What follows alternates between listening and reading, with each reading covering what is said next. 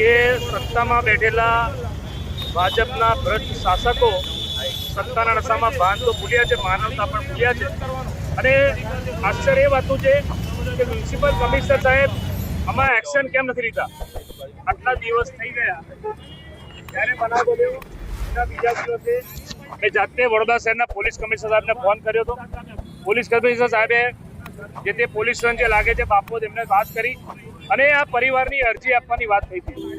વાત એવી છે કે પરિવારની માંગણી જે છે એ જ કોંગ્રેસ પાર્ટીની માંગણી છે કે આ રોડનો કોન્ટ્રાક્ટર કોણ છે? આ ભ્રષ્ટ કોન્ટ્રાક્ટરને બ્લેક લિસ્ટેડ તો બહુ નાની સજા છે, એને જેલના સળિયા પાછળ હોવું જોઈએ। બિન જામીન પત્ર ગુનો દાખલ કરો, જામીન પણ ના મળવો જોઈએ, કારણ કે કોઈ પરિવારે પોતાનો એકનો એક કમાઉ દીકરો, યુવાન દીકરો ગુમાવ્યો છે। આ ભાઈએ એમનો મોટો ભાઈ ગુમાવ્યો છે, યુવાન દીકરો। એક મારી બહેને, એક દીકરીએ પોતાના યુવાન પતિને ગુમાવ્યો છે, 2 છોકરાઓ અનાથ થઈ ગયા છે। તો આ લોકો સત્તાના નશામાં એટલું ભાન ભૂલ્યા કે તમે માનવતાની દ્રષ્ટિએ આ પરિવારને મળવા પણ ના જાઓ, સાંત્વના પણ ના આપો।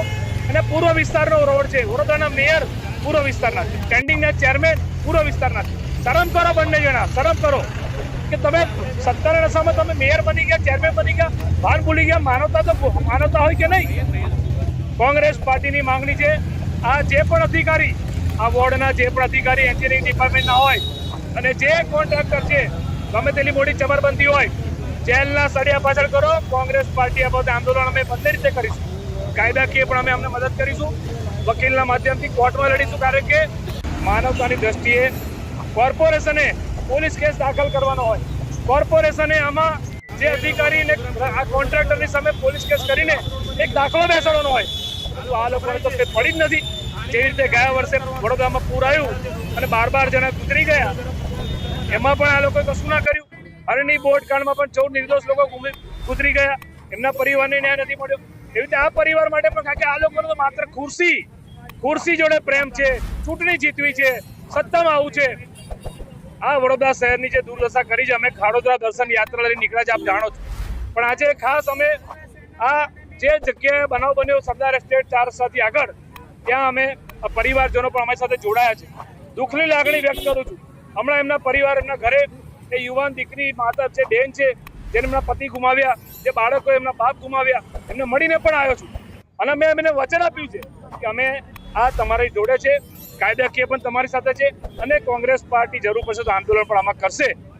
એ વહેલી સવારે રિક્ષા ચાલક પોતાના ઘરે જઈ રહ્યા હતા ત્યારે કોર્પોરેશને ખોદેલો મોતનો કૂવો કહેવાય અને જે ખાડો હતો એની અંદર પડીને આ રિક્ષા ચાલક જે યુવાન છે એનું મોત થયું। મોત થતાં પરિવાર તો વિખરાયો, પણ પોતાની જે જવાબદારી હતી નાના સંતાનોની, પત્નીની, એ તમામ વિખરાયા। એમનું ભરણ પોષણ કોણ કરશે? આ સૌથી મોટો પ્રશ્ન છે। આ કોર્પોરેશનના ઇતિહાસમાં આ કલંકિત બોર્ડ છે અને આ કલંકિત બોર્ડમાં આપ સૌ સાક્ષી છો કે 12 નિર્દોષ બાળકો, 2 શિક્ષિકાઓ હરણી બોટ કાંડમાં ડૂબીને મરી ગઈ, ત્યાં પણ કોર્પોરેશનના કોઈ સત્તાધીશોએ માનવતા રાખી નથી। એક ભાઈ જે ચેરમેનના વોર્ડનો જે પાણી કરતો કોર્પોરેશનના પટાંગણાની અંદર જ પાણીના પોકાર સાથે આવ્યા અને મોત બક્ષું, એના પ્રત્યે પણ આપણે માનવતા નથી રાખી। 2019માં અને આ હમણાં ગયા વર્ષે જ્યારે પૂર આવ્યું ત્યારે 10 થી 12 જણા જે પૂરના પાણીની અંદર ખોદેલા ખાડામાં ડૂબીને મરી ગયા, વરસાદી ગટરોમાં, ડ્રેનેજ લાઈન ખુલ્લી હતી ને મરી ગયા। એમના પ્રત્યે પણ માનવતા નથી દર્શાવી। આ માનવતા વિહોણું બોર્ડ છે અને મોતના કૂવા ઠેર ઠેર ખોદીને આ લોકો મૂકી રાખ્યા છે।